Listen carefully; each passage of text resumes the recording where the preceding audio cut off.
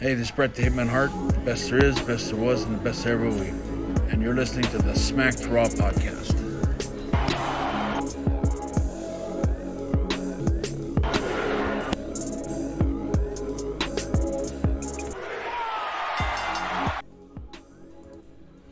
Hey folks, welcome to the Smacked Raw podcast, your one-stop shop for all your WWE and AEW predictions, recaps, reviews. I already botched it. Pay-per-view predictions. It's Kyle over here. Rocky start. It's Kyle over here. Oh man, we have a special episode. We can already tell. Joining me today, I've got Vince on cam. What's up, Vince? Yo, what it do, everybody? Hey, and we got Sebastian here too. His abnormally large icon right there, smack dab in the middle of the screen if you're watching the YouTube version. What's going on, Seb? Dude, my avatar's pretty too. When your Men's Warehouse avatar. Listen, folks, we are a pro wrestling podcast to the loosest term that you can get. Oh, man. And if you're just joining us, you can find us on Spotify, Stitcher Radio, Podbean, Google Play, and iTunes. We're also over on YouTube. Make sure to like and subscribe to our channel. Help us get 100 subscribers in that custom URL. Man, we got a super show for you guys today. We're going to do a little double episode. AEW Dynamite and NXT. Spoiler, half of us have watched AEW, or 2/3 of us have watched AEW, and 1/3 of us has watched NXT. No, you had the math right the first time. I am half of the show. Technically, I am because I'm covering the other half. Half of the moving people on the screen, okay? There we go.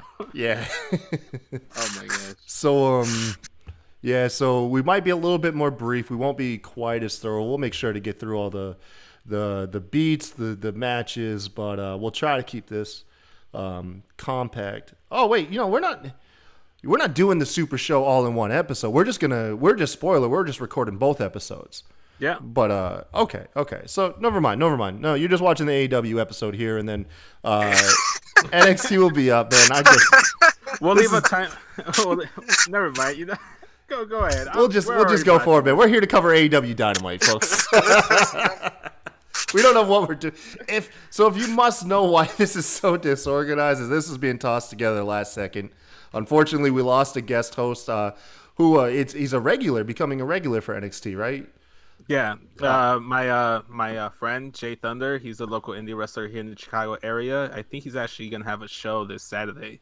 So if you're in the Chicago area, go check it out. But yeah, he's becoming a regular. He's great insight, and hopefully we can get him on here next week. Yeah. So because of his last second departure, we figured we'd just all three be present, just shoot 2 episodes, and why not?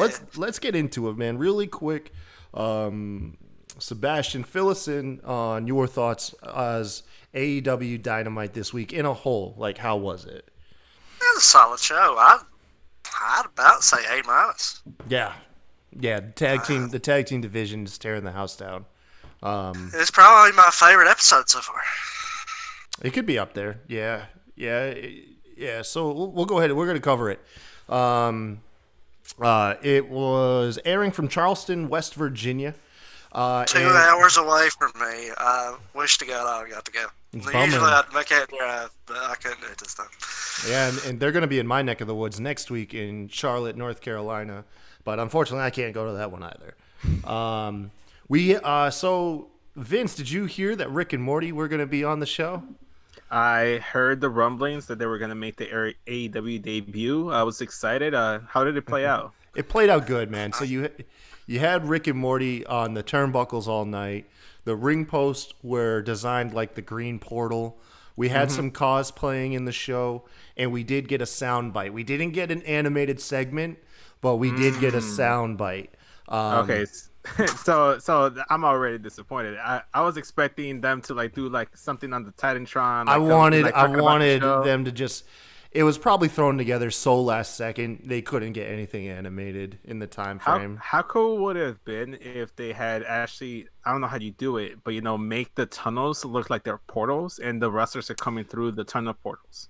That would be dope. That would have been really maybe it was a time constraint. Maybe they just threw it together last minute like we did. Yeah, I think that's what it was. That's what it struck me as. Yeah. Sebastian, what do you think of Shivani opening the show in front of Cody and Dustin's, I'm assuming, private jet? It was interesting. I didn't hate it. I wouldn't say it was great or anything, but it was different, and like I always say, I like different. Yeah. So I'm not going to sit here and complain about it. I thought it was pretty cool. It seemed like they were striking because this was part one of 2 segments, and it looked like they were striking almost like a realism, pulling the curtain back angle for Cody. Yeah. There was a much more personal interaction. It wasn't like an interview or anything like that. It was like Shivani being Shivani backstage and Cody being Cody backstage. But yeah, Cody and Dustin get off the plane. Shivani is there to usher them to limo.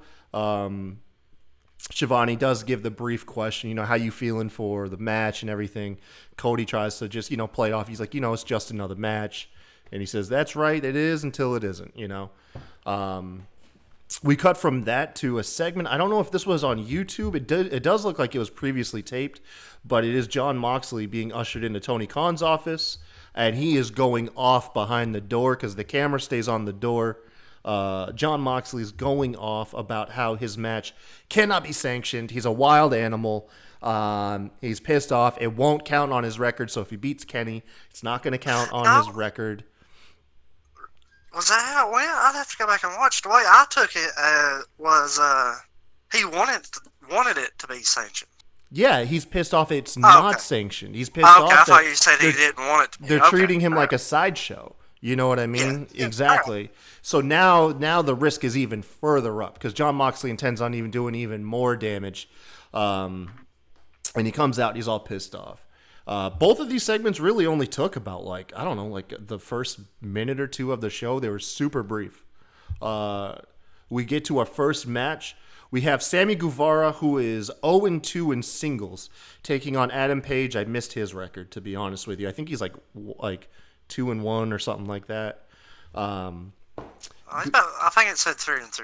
3-3 singles? Yeah, just overall. I can't remember singles, but overall it was 3-3. Yeah, because they do the singles, then they do the tag team, and then if they're in a trios match, they'll show the trios record as well. I didn't know they did that. That's cool. They show their record during their entrance. No, I knew about the record. I just didn't know they had 2 separate records for tag team. Yeah, and yeah. They'll separate. Obviously, them. I don't really have the time to do both since I'm in charge of NXT. But man, that's kind of cool. Because it'll start to highlight where a guy is better at. He might not be that great in singles, but he's awesome as part of a tag team. His tag team record thrives and stuff like that. Hasn't played too big into it yet, but yeah, it's. I love it. Yeah, I love that concept. Exactly, it adds to it, man. Guevara and Adam Page, man, they have a great match. Guevara is cocky and photogenic as hell, man. He oozes just cockiness. He's such a great heel. He does the classic indie fake out for a bad guy. He hops on the top rope, acting like he's going to do a big move. As the crowd gets all hyped up, he just hops down and slaps Hangman Page in the face. Gets a nice reaction and pop out of that. But in the end, cockiness wasn't enough to save him. He falls to Page's buckshot lariat, who Page afterwards hops on the mic, kills this with this line. It's a shame you had to have Hangman Page on the mic the same night as Moxley, because he kills it with the line. He says, at full gear, I'm going to do some cowboy SH, man. And the crowd ate it up, dude. And they started chanting it. Like cowboy S-bomb. Oh, it was so good. He came across as a badass.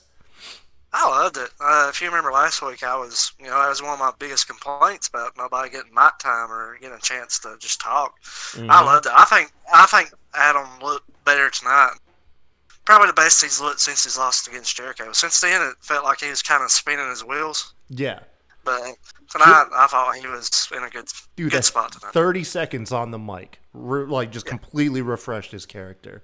And not just that, I don't know, just the way he came out, it looked like he had a different look. I don't know. You always hear about when you open the show, you have a different energy to him. Got win face and lose face if you're referring to Steven Larson. Yeah. That. Well, not just that, there's a different energy when you open a show. They always say if you're not closing the show, you want to open the show. Oh, I get what you're saying. No, I get what you're saying. So when he came out, he just looked more motivated, I guess.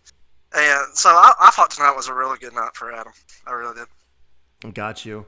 What did you think about the debut of Portugal's perfect athlete, Shauna, taking on Cheetah? I know this is wrong, but my phone auto-corrected her first name to Hillary, and I know it's not Hillary Cheetah. Oh, it's Hikaru Shida. Hikaru Shida, thank you. Yeah, it freaking auto-corrected to Hillary. Jesus Christ. It was a pretty good match. It took me a minute to get into it, but they really had me by the end. But at the time, Cheetah did the knee, jumping off the chair. That was dope. I think and I actually did some research on Shauna. Yeah, Shauna, because I didn't know who she was. Apparently, like you said, she's in Portugal. A lot of British stuff, a lot of German stuff. Eve. I think she said she comes out of France, but she's from Portugal. Yeah, I'm just talking about different promotions. Got you. So she's been in a lot of different countries and stuff, so... Yeah, that's really cool. I kind of wish they'd bring that stuff up more. Just I like hearing the backstories of these people I don't know personally. But she impressed me. Yeah. So here's one for you, Vince. Unlike WWE, Shauna was brought in, and she's like the obvious. She's a debut, and you can always get the feel of like, okay, you're in here to lose to this person. Mm-hmm. But even though that seemed like her role, she still ended up having a slam bang match. Like she was like a main player instantly. So you had that conception that, okay, so you're in here to job out to Cheetah because she's one of the main players in the women's division. But instead of having just Cheetah go over, and maybe Shauna only getting like one or two licks in offense, no, she got about a third. Cheetah dominated the beginning, but during that closing third act, it was pretty much all Shauna till the very end. And it was more like her gas tank just didn't match up with Cheetah. Gotcha. She just outlasted her, and her striking added up until she took her out with a knee strike. It was pretty dope. I personally didn't get that feel.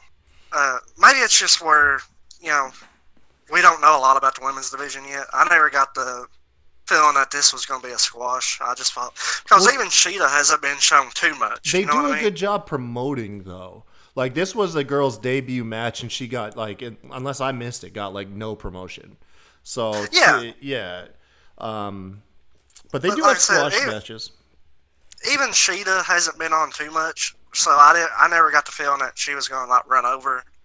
I've seen Cheetah. I think she had a match at one of the pay-per-views. She's had, 2 or 3 matches. Yeah. Yeah. And she's been in, multi-women matches, and she just hasn't won them. Maybe she's won, one of them.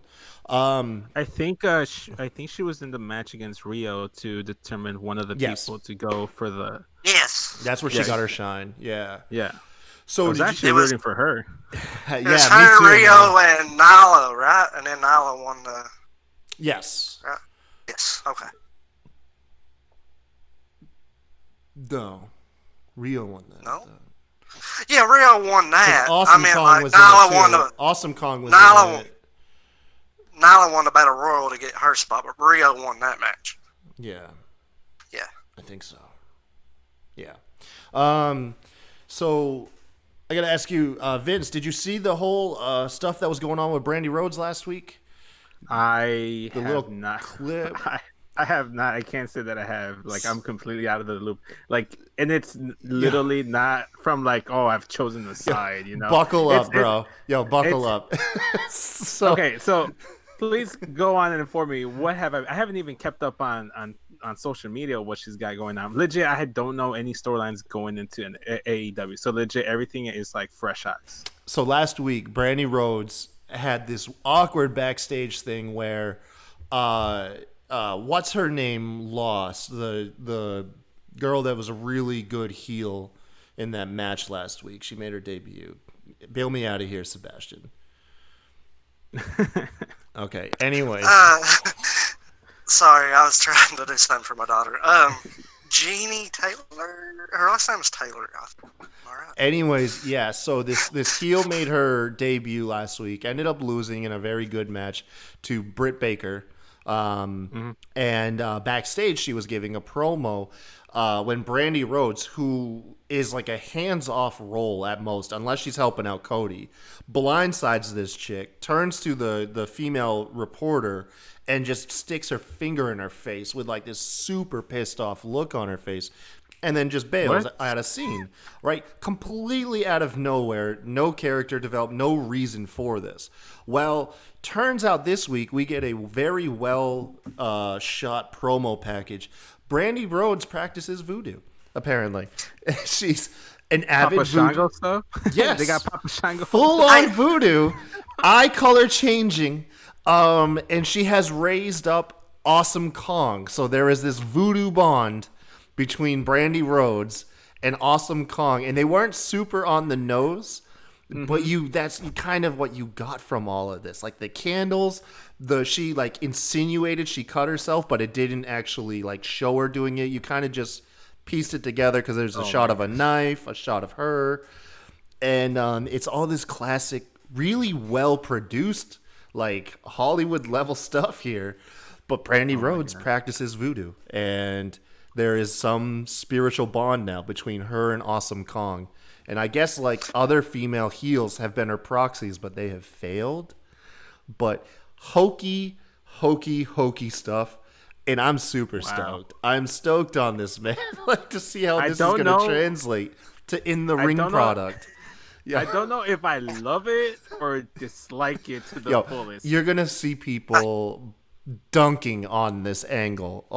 They're going to drag AEW through the dirt because it's supposed to be the sports-orientated show, and you got Brandi Rhodes practicing voodoo. I mean, they do have a Jungle Boy wrestling with a dinosaur guy. So, come on. Yes. I mean, suspension of disbelief is still there in AEW. I firmly believe that. I mean, I have to take a look for it myself. You have me intrigued. At first you had my curiosity. Now you have my full attention. Go ahead, Seth. Go ahead, man.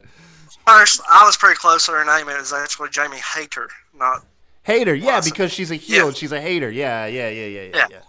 But I'm not gonna shit on it yet. We almost got through this episode without cussing. Gosh darn it, man! I was trying to get through this. I was faking F-bombs. I was trying to watch F-bombs. I wasn't worried about that word. That one was an underrated. It's a good thing we don't get monetized still on YouTube. We'd be in trouble.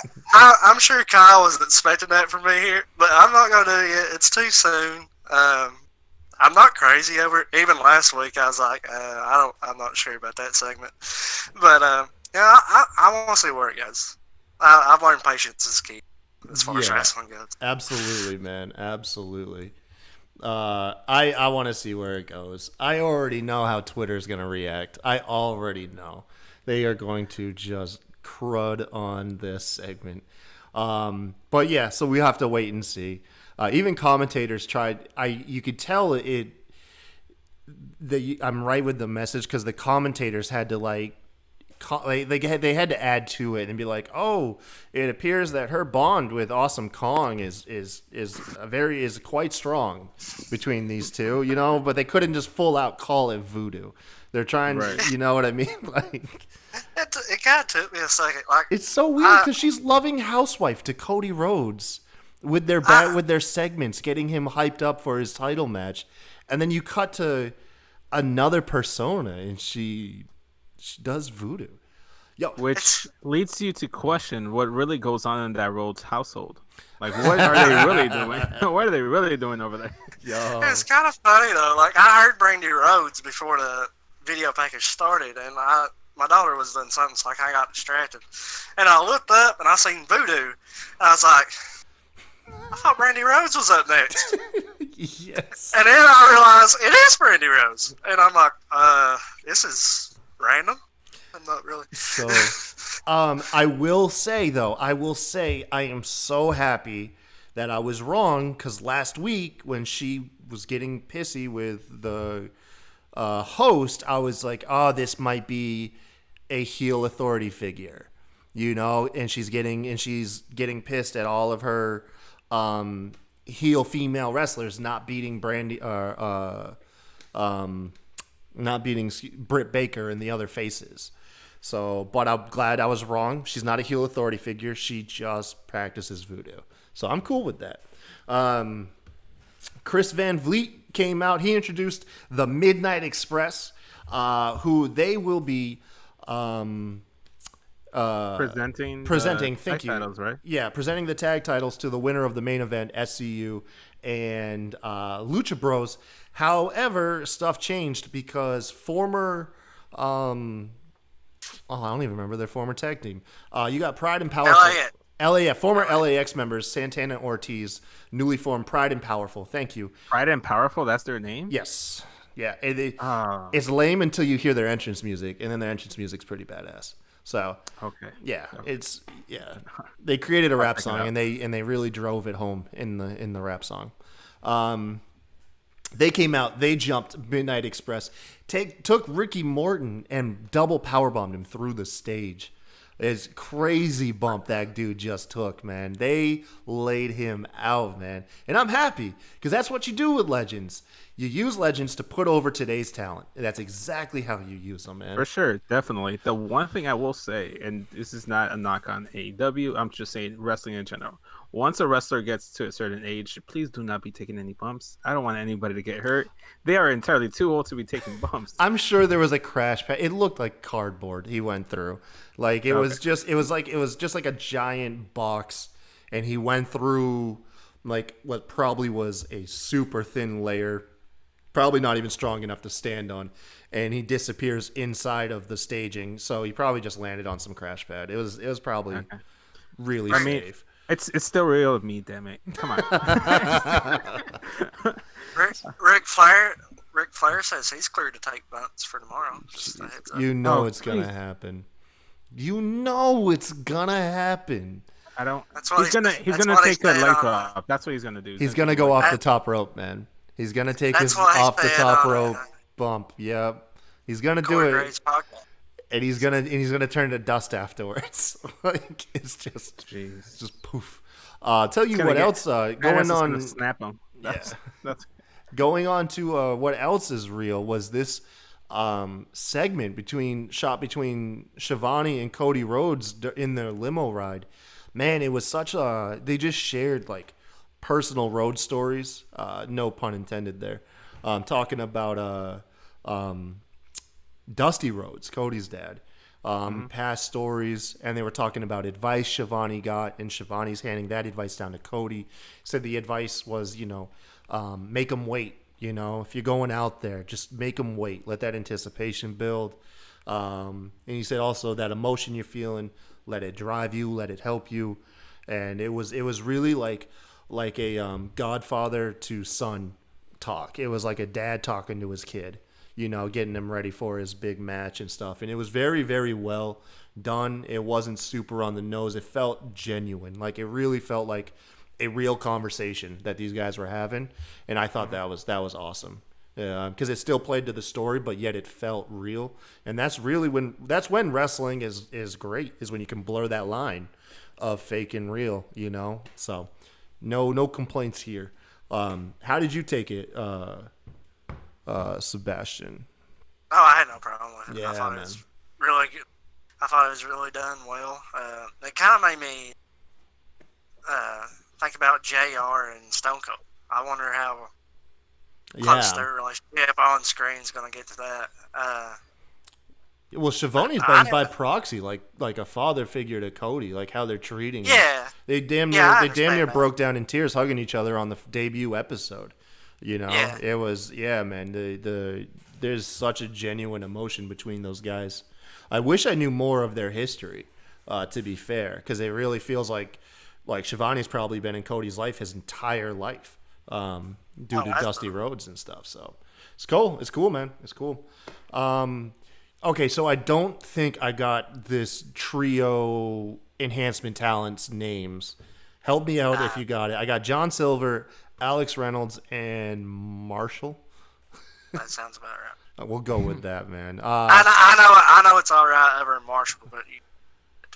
I thought I heard keys. So we do get squash matches, Vince, right. here in AEW, but they tend to be a little bit funner, little bit different. But in the end, it's a squash match. These three guys got the same jobber entrance. They were already in the ring. Very plain tights, attire, nothing really to stand out. They were taking on the best friends, Trent and Chucky, along with the debuting Orange Cassidy, who all were cosplaying as Rick and Morty. Freaking love this, dude. I love Orange Cassidy with like every bone, every fiber of my being. I think that guy is amazing. I think he's great. Honestly, I enjoyed it. I'm gonna go back and watch that. So this is where the Rick and Morty stuff came into play. They mashed up the best friends video package with clips of Rick and Morty. You actually had Rick and Morty introduce them, talking about where they hail from, the weight of the tag team. So they got introduced by a Rick and Morty voiceover, and they were also cosplaying as Rick and Morty. You had Trent was playing Morty, and both Cassidy and Chucky T were dressed up as Rick. And all I have written down here is it was a fun match. Like you had Trent struggling to keep his wig on. There was just a lot of fun spots that they were doing in there. Nothing too crazy and groundbreaking.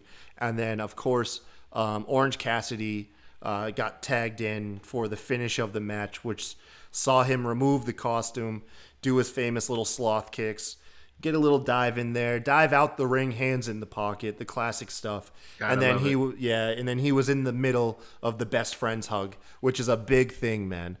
The people love the best friends hug. And they do the same camera work that like Okada, where he does the Rainmaker. They do the same one. The very first time. I haven't watched the last couple episodes, but I watched the debut episode of Dynamite, and I saw that became a thing. I thought that was really cool. Yeah. So no, it's a big thing in the match because it also gets heat on the heels. Because they'll tease like they're going to do the hug, and then the heels will come in and break it up and stuff. So it blends in very well with their matches and adds to it. It makes it fun, like I said. And then, of course, the best friends and Orange Cassidy win their match. I don't really, that's about as much as I can put into that. Sebastian, anything you want to add to it? Sorry, I kind of took that. Oh, you're good. I don't know. We were talking about last week. How are we going to get to see Cassidy's debut? And I don't think this is how any of us kind of predicted that. Yeah. Well, he's a fun character, and to do a pay-per-view debut, like we said, they're doing 4 a year, so. Yeah, I'm not against how they done it. I don't see Orange Cassidy in a major, program, so I don't have a problem with how they done it. But it just seemed out of nowhere to me. I don't know. That was my only thing. It seemed random. I got you could have promoted a little ahead of time. It just seemed random.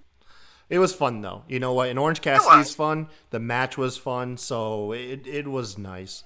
They'll make a big deal out of his debut pay-per-view match or his debut singles match. That'll be the big deal. But you're right. So Vince or Sebastian, are you guys familiar with David Pumpkins?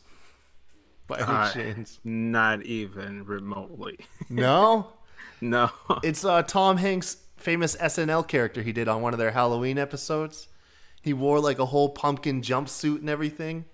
Nah, I can't say that Dang, man, David Pumpkins. That's gonna ruin the next 4 jokes. Get ready for some stinkers here, fellas. Now, Chris Jericho came out pretty much dressed as David Pumpkins. He has this blazer on. You may have saw it if you were on Twitter. It's just a blazer decked out in pumpkins. It's purple with orange pumpkins plastered all over it.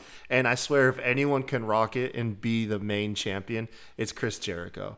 It was still. I don't know. I put Velveteen Dream up there. I think he can rock just about everything. He can't do it. He can't do no wrong. Yeah, you're right about that. You're right about that.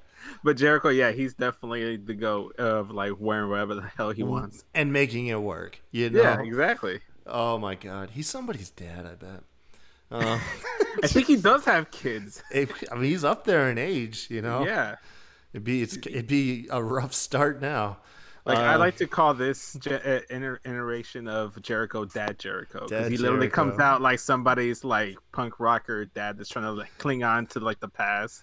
That's kind of the vibe I get. But he still manages. Now, granted, I'm not the standard bearer, but in my opinion, he still manages to be cool. Like he still manages to be badass. Not like it's like he can be cringy, but it's still funny and it's not cringy. For sure. Yeah. But yeah, Jericho comes out for the contract signing. Cody rolls up in a limo. He made him wait.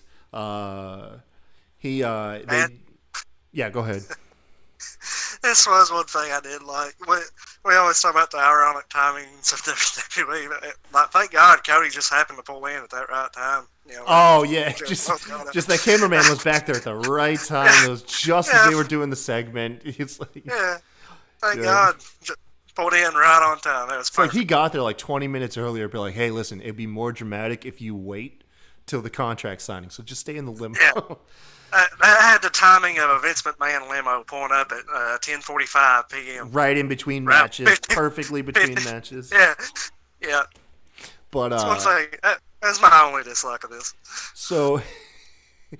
So here you go, Vince. Tell me what you think about this. With them trying to grab that sports orientated feel, the title match is announced for one fall, 60-minute time limit. However, if it goes the distance, it's not a draw, which we're accustomed to.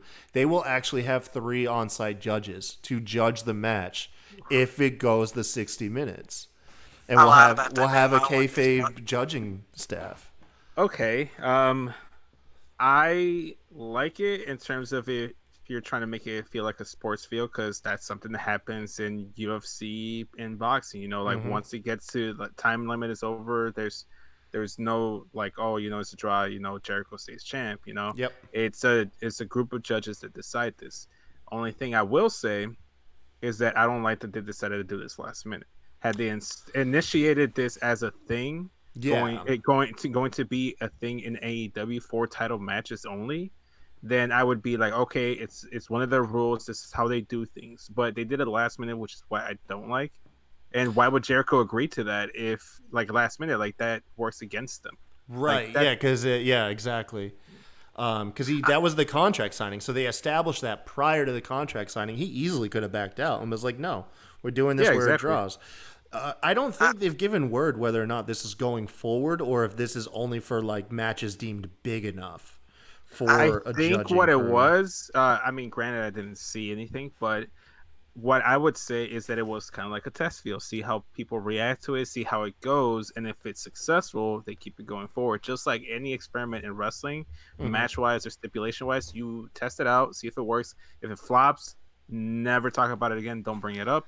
And if it works, you struck gold. What do you think, Sebastian? We just had a time limit draw, and you hated it. What do you think about this? I have mixed feelings. Vince said UFC does it, but the difference is UFC has them for every single fight. These guys are trained to judge those fights. Now, I don't know, if this is a thing going forward, and which I kind of hope it is, because that makes more sense. Continuity, which I love continuity in wrestling. So, and if it ain't continuity, then how do you pick who the judges are on any given night? Is it a celebrity that knows nothing about wrestling, or what's taking place? What's taking place the night before the pay-per-view? Yeah, like I think if you're gonna do this, you need to have like a set requirement or something. You gotta like just something, continuity. Man, you kind of left me hanging on that one. It was like a genius. You have StarCast going on the night before. Who shows up as StarCast? All the legends. You got Sting there. You got all these legends. That you'd be like, hey, we got this pay-per-view tomorrow night. You can be a judge. You'll be on screen. True, but I could see them bringing in a celebrity to try to get mainstream attention. I mean, that's Oh a God, thing. no, because then you got to have that celebrity sit there for 60 minutes. Ain't no And celebrity here's gonna that- do that. That's gonna be only And that's pro another wrestlers. point. It has I to be a hope- celebrity that's into wrestling. Yeah. I hope and pray this is a swerve to make us think it's going to happen, because I don't, and I like both I guys. legitimately do not believe it's going to 60 minutes. I hope not, because I don't know if I could settle in for 60 minutes and enjoy a Cody Jericho match. Not a knock against them. I like them Jericho both. ain't going 60 minutes. Man. Exactly. Jericho I ain't don't going want to see 60. that. No. I He don't went, want to I see think, 60 almost with Omega back in New Japan. That was only like a year or two ago. And that was a lot of laying around sometimes in rest holds. I don't know if I I'm want not to saying see it's that. Sebastian. I'm not saying by any means it's going to be a good thing. I'm just saying that Jericho, in his mind, he probably still thinks he can go 60 minutes. And if he feels like I he know, can go, he will do it. Like, they will do this. They will go 60 minutes. God, I hope not. Yeah, it's weird, man. Well, let's get back to the contract signing. Jericho, Cody signs it right away. We're at a big table, by the way, so they're sitting lengthwise across the table from each other instead of widthwise where they're within arm's reach. And Cody signs it, silent, stoic, the contract goes over to Jericho. Jericho's going to hop on the mic. He's condescending, but he's speaking the truth. This contract is too big for us to brawl, flip this table over, powerbomb, etc. Did not take a direct jab at WWE, but that's the standard bearer for contract signings of pro wrestling, and that's how it goes. So I do like that he commented on it, but it wasn't super on the nose. Like, unlike those guys, he just said, this deserves respect and dignity. He also said that he's happy to have this match with Cody, because if Cody wins, it's a lifelong achievement. But if Cody loses, he's got to come to that realization. He's just not as good as he thinks he is. Ooh, yeah, that cuts deep there. But Chris Jericho confronts Cody in the middle of the ramp, because they're not in the ring, they're on top of the ramp.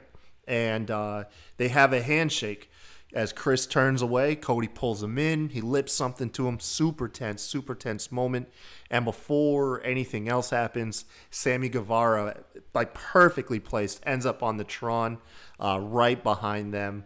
And it turns out, this contract signing might be too big for them to brawl, but it's not too big for them to jump Dustin Rhodes, who's backstage. And so you cut Right in back. the parking lot. Parking lot. Jake Hager is beating him down, and just like art imitates life, Hager destroys Dustin Rhodes' balls with a knee to the dick, man. It was so bad. And then It's pretty fitting. considering that's his how last his fight. MMA fight just happened last week, was he got no contest for kneeing a dude in the junk. So it's just, like, Hager, that's your new finisher, bro. But Hager lines Dustin Rhodes' arm up in the car, slams the door on it viciously, might I add you. The door obviously had to have been propped, because how hard he slammed that junk, that easily shatters your arm. There's no surviving it. Not just that, when he slammed his head into it, it dented the car. It dented the car. Like, it was a vicious beatdown I almost said Goldust, on Dustin Rhodes. And this is kind of a dig, but not really. He could get away from that, get away with that being his finisher, because there's no DQ in AEW. I mean, Dude, that's a low blow for our show, man. Stop it. I'm just Okay. saying.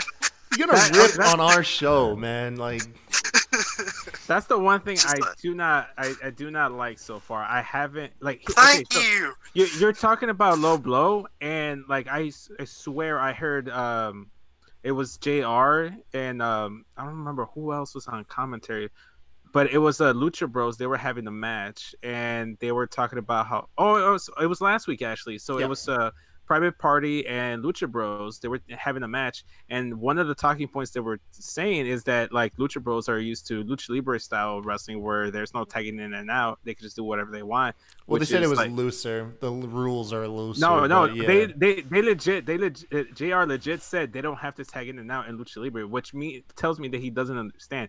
So, like, the rules that they are is if your partner is thrown outside the ring or is outside the ring, that allows the other partner or another teammate to jump into the ring and take their place. So that's kind of like a tag out. I think I remember like an old WCW game that was actually a thing. Yeah, so I kind of wanna like say. an intergender match or a mixed match challenge match, where like the minute the men tag out, the women have to come in and vice versa. It's similar to that, but like in terms of like exiting the ring. So there are rules, Jr. He just doesn't know them. His old age is getting to him. Well, the actual rules for AEW, and they said this, but it's not enforced, is instead of a 5 count, it's a 10 count. But they don't really enforce it. It's super loose. It's like I was telling Sebastian, I get it. If you pay attention to the rules, it's gonna irk you, but to get that high intensity tag match style that you see on the indies, yeah, they do bend it a little bit, you know. I don't think they flat out break it, but they do bend the rules often. Anyways, keeping it going, we did get a trio tag match. Kip Sabian, Jack Evans, and Angelico. Oh, by the way, just to throw it out there, that segment previously, Chris Jericho caught up out in the parking lot and like a badass lit a cigar like over Dustin Rhodes, and I don't know how to explain it. Just look at the picture. He's so cool, man. And Kip Sabian, Jack Evans, and Angelico, the Hybrid 2 versus the Elite. Before Kenny came out, this was different, and oh god, Vince, you'll love this. You have to watch this. They go into, I'm definitely gonna watch this. They go into Kenny Omega's video package, and it gets cut off by a SNES inspired cutscene, like straight out of like Final Fantasy 6, like 64-bit or 32-bit, whatever. And it's like a straight up cutscene off of a Super Nintendo game, but it's talking about how all his friends are going to disappear. He's going to lose them all. He's going to revert back to the cleaner. There's an icon that represents the bad guy narrating it, and it's all text. And it was so good. Ultimately, it did end with a digital sock being tossed onto the avatar, and it was like, Kenny, tag us in, tell this guy to put a sock in it, and then the Elite make their official entrance afterwards. But there's some looming force, Super Nintendo inspired, plotting for Kenny Omega's downfall, and I cannot make this sound as awesome as it really was watching it. I was captivated. Like, completely. It sounds like something that someone would think of in their WWE Universe mode in 2K games. That's what it sounds like. Back in the day when you create your own story mode, like that's what it sounds like. It sounds like a story creator stuff that someone created and downloaded it to play. But instead of, like I said, up to date video game graphics, it is straight Super Nintendo. Yeah, it was so cool. But yeah, Kenny Omega comes out as the character Sans from Undertale. I've heard of the game. I'm just not familiar with the characters. Not my genre. Yeah, the Young Bucks come out as Ryu and Ken. And once again, you know if you're getting the Elite in a match. No offense to Kip Sabian, Jack, and Angelico, who they held their end. It takes two to tango. We just had an awesome, insane, spot-filled match. Did they operate enough within the rules for you to like it, Sebastian? I gotta ask. Yeah, I was able to enjoy this match. It wasn't like the Lucha Brothers and Private Party last week, where it was so bad that I couldn't really dig the match. I did enjoy this one. Yeah, we got go ahead. They had some moments where it was loose, but there was enough moments where it wasn't as loose to kind of bring me in. Sweet, man. Awesome. I really liked it. The Elite ended up getting the win in this just spot-filled match. If you're going to watch, I almost want to say that from start to finish, I got to say, I preferred this match over the main event tag title match. Like, it just, the spots, the chemistry, it's just great watching the Young Bucks and Kenny tag and being able to go through almost their full arsenal of moves. So well put together. And to make a video game reference, that's kind of like as a goal when you're playing with all your friends. In this case, they're wrestling with their friends. When you're playing with your friends and you're facing a team that you clearly can beat, you're literally the goal is out there is to hit all your cool moves that you can that you hit that you gave to your creative wrestler. And that's exactly how the Elite feel like to me when they're all wrestling together. It's like a bunch of friends trying to hit all their cool moves that they put on. They start out with their special meter full. Is what it is, yeah. So they come in and they cheat, and they come in with like their finisher meter with unlimited finishers. That's what they do. That's they get that team buff. There you go. I think I was able to enjoy this a little more too because not long into it, I realized who the ref was, and it was the same guy that let Moxley come out there and put Omega for a glass table. Yeah. So I knew it wasn't going to be no rules this time. Yeah. So I was like, I'm not even going to pay attention. They can come out there and, bash somebody with a barbed wire baseball bat. No, he ain't going to care.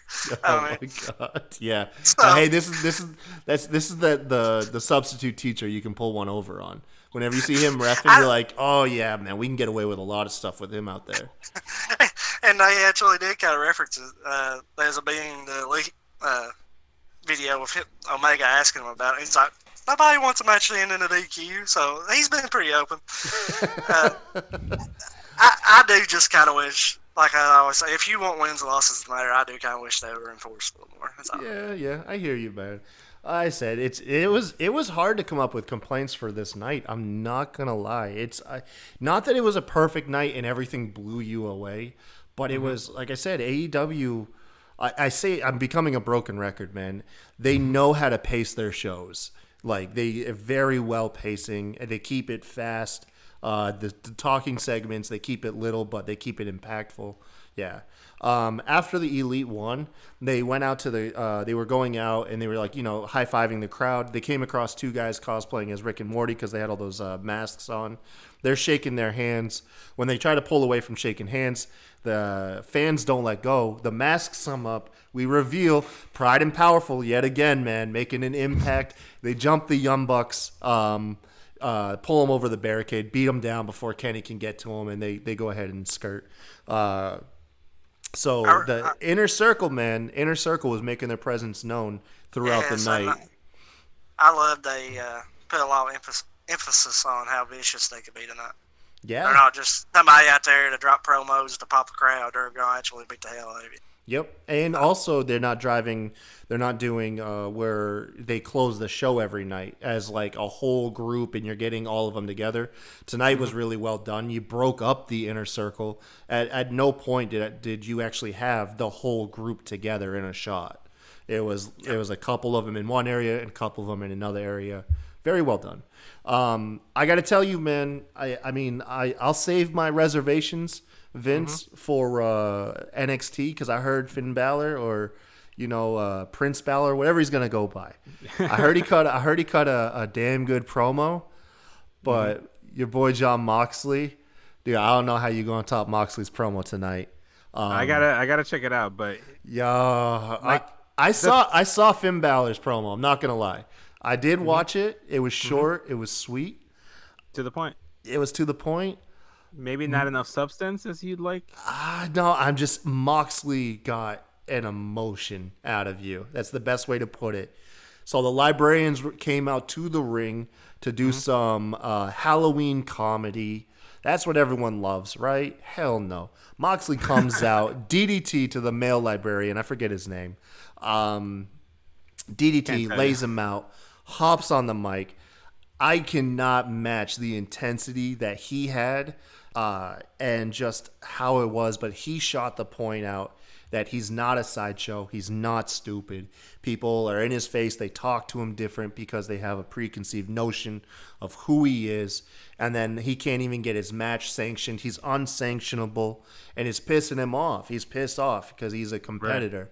Right. And he said, though, because of this, at Full Gear, we're gonna witness beautiful, glorious violence. And it was so well put, man. And the crowd were freaking hype. Like, he could have ordered everyone at that point to start a riot, and that crowd was so riled up, man. And it was awesome. Go back and watch it. If you haven't seen it, go back, watch it. Yeah, I'm gonna was go back and nuts. watch the whole show in general. Yeah. But I like, based on what you're telling me, I like the story that they're having for Moxley. It's real. It's stemmed off of something real and personal that he went through and experienced, and it's translated onto TV. And I really like that. I think It's that's like really good. that pissed off Stone Cold in ECW. Oh yes, Yes, it's I think that's starting. a perfect analogy right there. Perfect comparison. Yeah, but he's not using that like WWE as the pissed off like the previous promotion. It's just backstage people in general, whether it was in WWE or AEW. He gets how the showrunners treat him in general wherever he goes. Which I like because the whole like disgruntled ex WWE employee gimmick has been done so much, and it's like honestly, it's the worst look that you can have. Like we get it, it's not the perfect place, and by no means are we saying like it's the end all be all, Right? But it's been done tirelessly by And it's not a character. Men. It's not a Not a character. character. No, so like what where you go from there? At Yeah. least this is more of a how he's perceived by people, and it's like that's what he doesn't like. It's this notion that he's this like certain caricature, and he's not that. He's trying to shake that off, which I like. I like what they're doing with it. Sebastian, did it move you like it moved me, man? You Oh, said you yeah, wanted sure. promo, man. You said you wanted I promo. Not just that, I've been very specific on I want Jon Moxley to grab a mic. Yep. Oh, he tore the and house down. he- Best promo he's He ever didn't miss a cut. point. I'm telling It was you, man. great. Like, It was completely unscripted. You could just tell it was just all emotion. and he didn't stumble over his words. It really did feel like just completely off the cuff, and he didn't really stumble at any point during it. Oh no, Yeah, he didn't. no, man, it was very clear. I mean, concise. when he came out and took out the librarians, I was already sold. Dude, you know, I get like you have like wrestlers and you're acting as part of your job. But man, if he does not know how to convey a pissed off human being, like I swear to God, I would not want to be his dance partner because I would be legitimately terrified at work. I was sitting here and the librarians came out, and I looked at my wife. I said, "Well, I can't really say what I say. Kyle wants me to watch language, but bottom line, I hate the librarians, and so it didn't matter what he said. He could have went out there and said, "Hi guys," and walked away, and I'd be like, "Yep, great promo."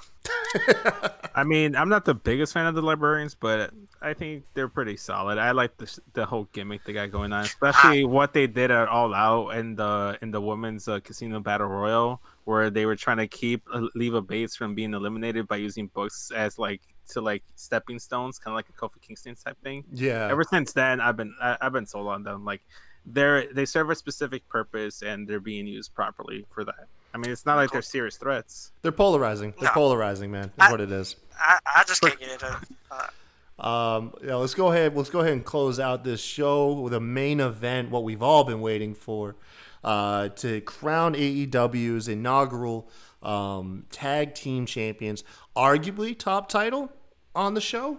Tag team division's killing it, man. I'm enjoying the tag matches more than the singles matches, and that's. Well, to be fair, they've been trying to showcase the division more because they are a tournament going on. Yeah, so and we also get like 3 tag matches to every singles match. Right. And yeah, that's another thing. I said last week I thought it was pretty cool at Young Bucks and Best Friends they called it a consolation match. So I was really wanting Dark Order and Private Party to have one. The losers facing each other from the tournament. Yeah. So, but I didn't get that. I was kind of disappointed about it. The one thing that I'm saying is that it sounds like they're taking a page out of New Japan, because when they don't have their top stars in like single programs, they usually just pair them up together in like multi-man tag matches. And they do it differently than WWE because the multi-man matches are really fun with New Japan, and that's why they do like factions over in New Japan, so you can go ahead and do these matches. And there's less risk. There's less risk. There's less risk. The one thing that I will say though is that we always give WWE crap for out there like, oh, another random 8-man tag or a random 6-man tag. I'm not saying that's a bad thing. I'm just saying. You just have to have the quality. It wouldn't matter to us if because we have a preconceived notion about the quality of the matches WWE is gonna have, and every match, even like I said, even when you're dealing with like the local enhancement talent, that was fun to watch. It wasn't just like a squash match that you could fast forward 2 minutes and you didn't miss anything. I mean, to be fair, yes, that's 1,000% true for main roster, but NXT, like, I had a whole episode talking about how like an entire episode had like maybe like 3 to like 5 matches that you could say, oh well, this person's an obvious winner, but they were still fun matches and made both competitors look good. Like I remember one, it was Io Shirai versus Kaden Carter, and obviously it's enhancement talent, but they had a really good match and it highlighted Kaden Carter. So NXT is doing good stuff too, and in that respect, both shows are hitting it out the park, I think. But my whole point, going back to what I was saying, was that if done right, I'm okay with it. But again, it just depends on the personnel and the quality of match. But like I said, the Elite are in there. You know it's going to be a really good match.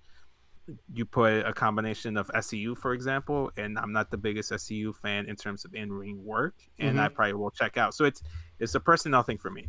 But I don't have an issue for it. It's just like it's the same thing that WWE does and New Japan does. Everybody does it. It's just a standard wrestling trope. Yeah, very true. Lucha Bros and SCU got a lot of spots, man, here. A lot of cool stuff. We got the tightrope kick from Phoenix, who is just insane how he can run so fast across the ring rope into a soccer kick. It's nuts, man. We saw a monkey flip into double clothesline. We got dueling chants for both SCU and Lucha Bros. So the crowd were very divided and very vocal for who they wanted to win the match.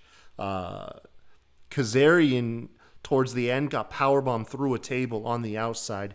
And so it really let it down to two Lucha Bros taking on Scorpio Sky.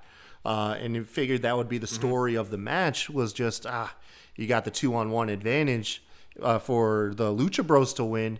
But no, Scorpio Sky was able to defend them off long enough to get a inside cradle of all things on Pentagon and to secure the victory. A shock victory, too, that no one saw coming. He ended up rolling up, Pentagon, got the win. Lucha Bros completely shocked, the crowd shocked, everybody was shocked how the match ended up ending because it was so abrupt and out of nowhere. And SCU are your first AEW tag champions, man. It's nuts. I don't know how I feel about. I know how I feel, and I will admit this. I'm totally biased. I mean, it should have been Lucha Bros. Like I wanted the Lucha Bros for you, bro. Like I did want them to. Okay, so look, like I said, I didn't watch the match. I'm sure, like, within the context of the match, maybe SCU should have won. But I just didn't like it for the simple fact that you've been building up Lucha Bros. They beat the Young Bucks, obviously one of the top tag teams here. Yeah, it kind of just like felt like they're the right team to win the titles. They should have won the titles. And if they don't win the titles, what are they just gonna chase it afterwards? Like, and here's the thing, I'm probably just bashing that it's SEU. Okay, like I said, I'm 100% biased. Like, I'm from Chicago, so they wrestle in the Chicago area. They here at a lot of local indie shows. I've got to meet them multiple times. They're Mexican, I'm Mexican, so I'm 100% gonna root for them. The only member of SEU that I'm fond of is Scorpio Sky, and then, so like I said, bias is right there. I'm not gonna hide it, but even if it wasn't there, I'd still say that Lucha Bros should have been your choice for your first tag team champions. What about you, Seb? I didn't have a problem with it. I actually like it. For me, with this story starting, them taking out Daniels, I only saw 2 endings. I saw SCU winning tonight, or I saw Lucha Bros winning, and then Daniels coming back and SCU winning them then. I don't think there was a good ending to this story without SCU winning eventually. So I think this way, and they're doing a great job of it. They're making Scorpio Sky look like an MVP. I mean, They're building him up. Yeah, Scorpio. That you can tell watching like how this has been taking place. They're building Scorpio Sky up. Like, So this here's tag what I'm team gonna is, say. go ahead.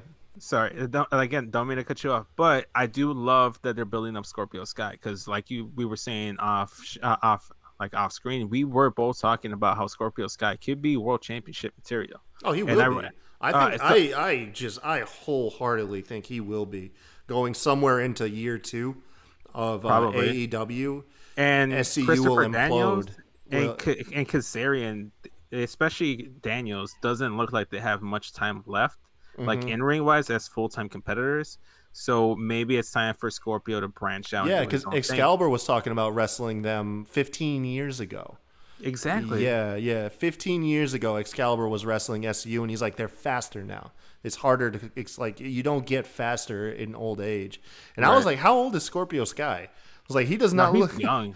I was like, He's he doesn't young. look like he was wrestling with SCU 15 years ago. Maybe No, Kazarian. he was Gerald from like the anger management segments with the Team Hell No. That's what he was doing while Kazarian and Daniels were teaming in Ring of Honor or Impact or whatever. Yeah, Impact and stuff. But yeah, so the one question I have to ask, because I haven't been keeping up storyline wise, they're positioning Lucha Bros as heels then, right? Loosely. No. I don't know how I feel about that. I don't know how I feel about it. No, they're not. They're not traditional heels. They were even the commentators were mentioning it during the match. Is with an arsenal like that they have, it's impossible not to cheer for them. And it was a polarizing thing in the commentary team because they were like, "That's what I'm saying. They don't need to do the bad stuff, like the bad guy stuff." In order to win, and they were going back and forth. It's a conversation that's part of the story. Are they bad guys? They do heel stuff, but they get cheered by the crowd. That sounds like every heel commentator or every face commentator talking about a heel champion or a heel top like wrestler, where like they're so talented they could do all this stuff. They don't need to resort to all these tactics. To me, it sounds like they're heels. To me, they sound like they're heels. But then again, I'm not watching weekly like. They don't get heel reaction for almost nothing. They will get the. I don't think anyone in wrestling does anymore.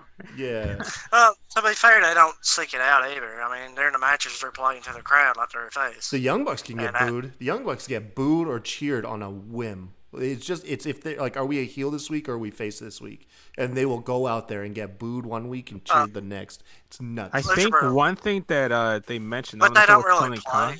Right. I don't know if it was Tony Khan or who said it, but I think they said that they won't be heels or faces here. It'd be just personalities. It's like Cody's name. I think it's so like that. I kind of get, and I like that. And here's the thing: like a lot of people are like, "Oh, that's kind of cool. That's interesting." But there were reports going around saying that Vince McMahon saying heels, there will be no more heels or faces. Everybody's just gonna be like themselves, and we're gonna play it like that. And everybody was like, "Oh, that's a terrible idea." I think it's just something that people have warmed up to, given like how like it's so hard to be a heel nowadays, and how like if you turn a babyface and you're pure babyface, you're gonna get booed. Like you saw that with Roman, you saw that with Seth, you see that with Seth right now.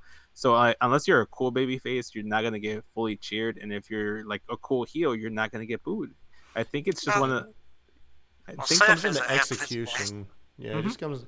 Seth is a heel, by the way. He is not a face. He is no. On TV, he's a full-on baby. No, he is a heel, and he just don't even know it. I think he's leading to a heel turn. Yeah. I see. There you go, Sebastian. So me personally, I feel like he's still a babyface that's gonna slowly lead into a heel turn. The fans are turning on him, and they're gonna use it as storyline. That would be smart to do that, but we're not here to talk about WWE. Let's finish. I was about to say we went straight from AEW like to Friday Night SmackDown. Well, he's on Raw, but no, that was one of my complaints. Meant the next show that pops up. That's WWE. Technically, the next show would be NXT because we're covering the next. Yeah. Technically, that's. Yeah, let's just all rag on. Way to poo-poo on everything I say, man. Crown Jewel. I couldn't get nothing. Oh my god. Jesus. This is like Undisputed Era attacking Tommaso Ciampa last week on NXT all over again. Mm-hmm. That was one of my complaints last week. Vince, just just the heel face dynamic. It just seems off. Mm-hmm. But we were talking about how there's other ways to build Scorpio into like branch off and build. They don't have a mid card title here, and I think the tag team division will be sort of like how they build people up. They're gonna need one at some point. Yeah. Overall, we'll see what happens next week. I mean, like in wrestling, you can't just like take one like result by face value. You have to see what they build onto it next week, and we'll see. I mean, yeah. I guess that's our show. Make sure to tune in either later today or tomorrow. Just hit us up. Hit up our NXT episode, which we are actually going to shoot immediately following this. And then, of course, we're not covering Crown Jewel, but if you want to watch it, go ahead. They're going to have a women's match on there, so I do like that. That's which way you look at it. Yeah, it is a big deal. And then, of course, we're going to be covering SmackDown as well. Make sure to tune into that Saturday. Until next time, folks, we'll see you later. Deuces. The Knights just won the World Series.